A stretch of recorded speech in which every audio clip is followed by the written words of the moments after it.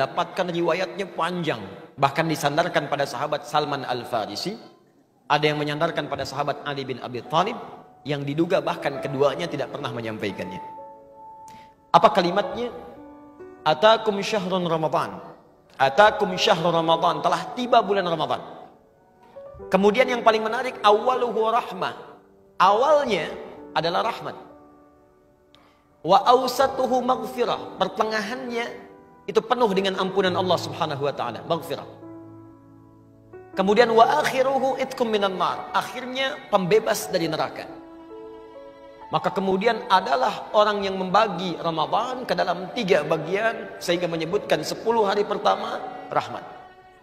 10 hari kedua khusus maghfirah, ampunan Allah Subhanahu wa taala.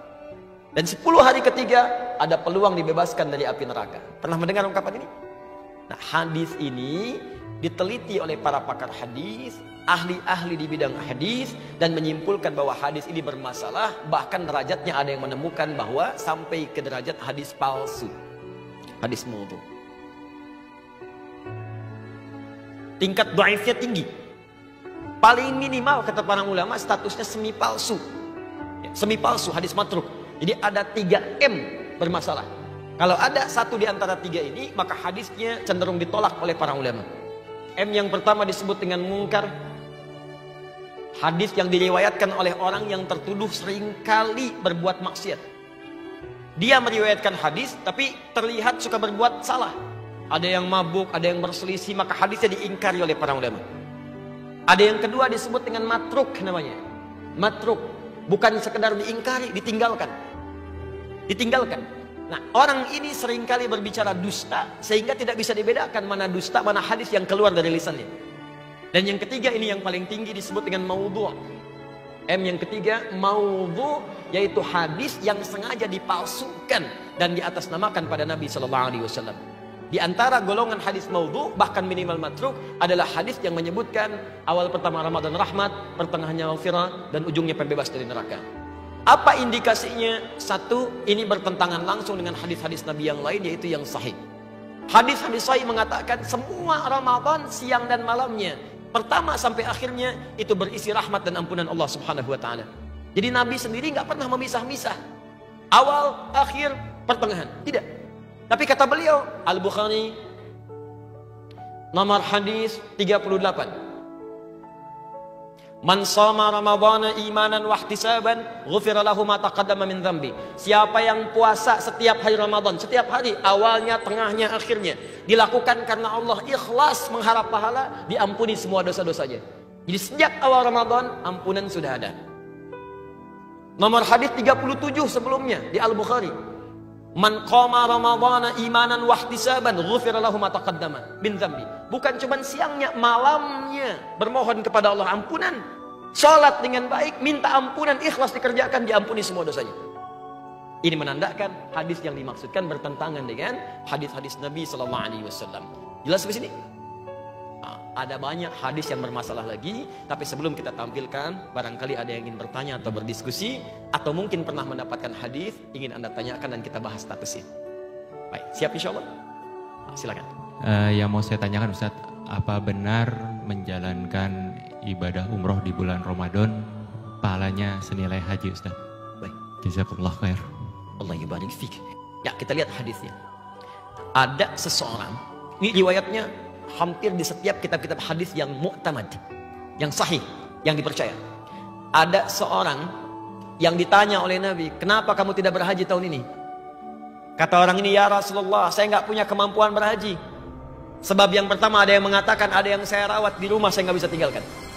Yang kedua riwayat mengatakan, ya Rasulullah, saya punya kesibukan di bulan-bulan ini, nggak bisa saya tinggalkan. Kata Nabi, kalau tak mampu kamu berhaji di bulan-bulan haji, maka berangkatlah umrah di bulan Ramadan, karena pahalanya senilai dengan haji.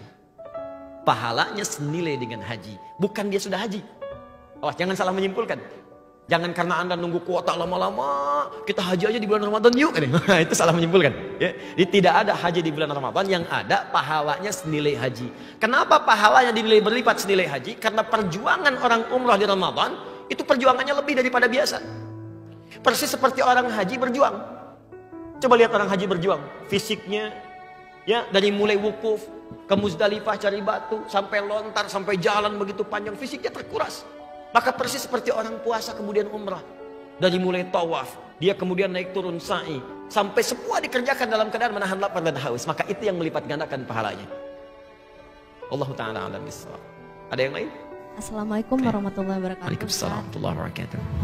Ustadz, mungkin ini agak tidak terlalu berkaitan secara langsung dengan hadis, tapi berkaitan dengan puasa dan membersihkan hati. Baik. Bulan Ramadan itu kan memang bulan yang penuh berkah, dan kita memang saatnya kita buat membersihkan hati gitu.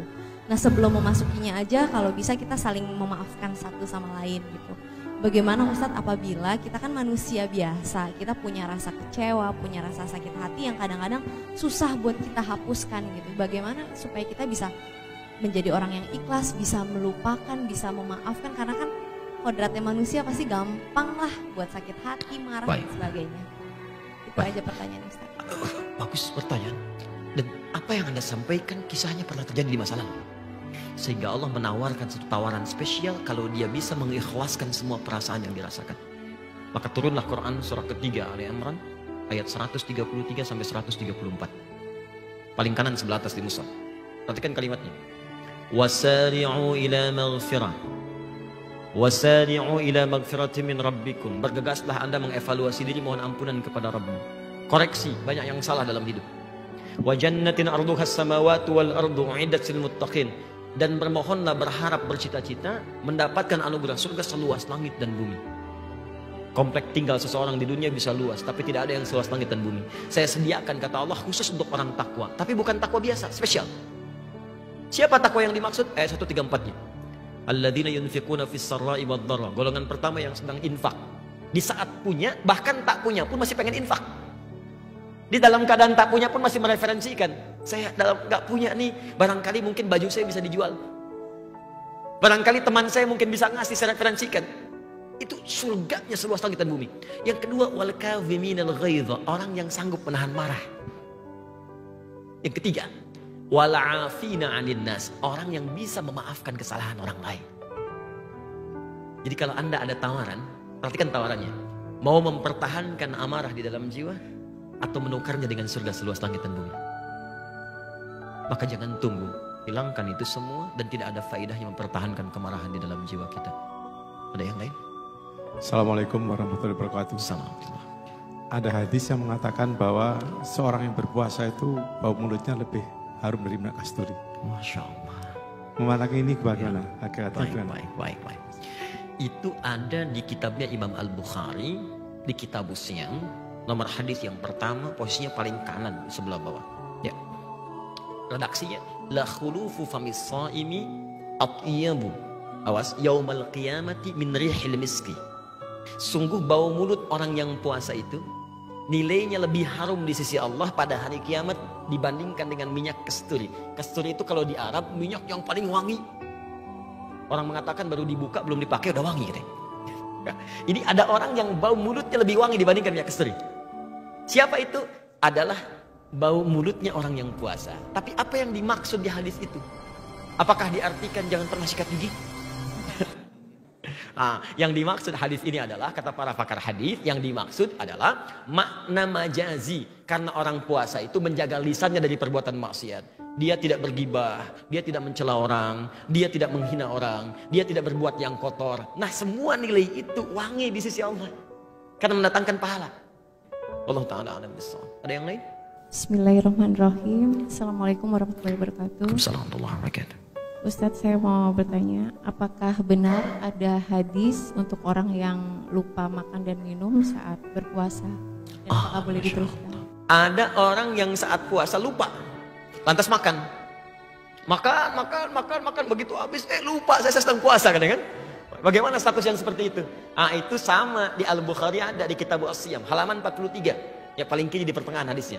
Bahkan dituliskan, babu so'imi idza nasya fa'akala wa syariba, bab orang puasa yang lupa lantas kemudian makan dan minum. Maka apa kalimat Nabinya SAW pada masa itu? Kata Nabi, idza nasya ahadukum, bima ma'na, kalau kalian lupa sedang berpuasa, fa'akala wa syariba, kemudian makan dan minum, falyutimma shaumahu fa innahu at'amahu Allah Ta'ala wa saqah. Maka kalau Anda dalam status lupa, silahkan teruskan puasanya. Jadi Anda sedang puasa, tiba-tiba tengah siang hari jam 1 makan, kemudian minum. Setelah selesai lupa. Kata Nabi, teruskan puasanya. Puasanya tidak dianggap batal karena yang memberikan makan dan minumnya Allah Subhanahu wa Ta'ala. Tapi ini yang dimaksud bukan pura-pura lupa. Malam-malam berdoa dalam tahajud. Ya Allah, jadikan aku besok lupa. Tidak ya. Yang dimaksud ini normal, tiba-tiba lupa begitu saja. Ya. Jelas ya? Baik, Wallahu ta'ala a'lam bis-shawab. Itu barangkali yang disampaikan. Terakhir, awas hati-hati, ada orang yang mengisi puasanya dengan banyak tidur. Bis tarawih tidur, bis subuh tidur, ke kantor cari musola tidur, tidur lagi. Ya? Nah ini terjebak hadis palsu. Hadis yang berbunyi niyamus shaimi ibadatun. Tidurnya orang puasa itu ibadah. Itu hadis palsu. Hadis palsu. Hadisnya palsu. Karena bertentangan dengan esensi puasa. Orang puasa itu banyak beraktivitas, bukan banyak tidur. Kalau orang tidur nggak ada amalan, sedangkan Nabi mengajak orang banyak beramal. Maka cukuplah itu dalil menjadikan apa yang disampaikan dianggap sebagai hadis palsu. Baik teman-teman sekalian, penting untuk kita mengetahui bahwa semua amalan kita mesti bersandarkan pada ketentuan dalam syariat, tuntunan dari Al-Quran dan pedoman dari Nabi SAW. Tapi juga kita mesti teliti untuk membaca hadis-hadis Nabi, karena tidak semua yang dikatakan bersumber dari Nabi statusnya dianggap benar dari Nabi SAW. Semoga Allah menerima puasa kita, menerima semua amalan kita, membebaskan kita dari hal-hal yang tidak kita pahami, dan memberikan pemahaman terbaik untuk mengantarkan kita ke surga.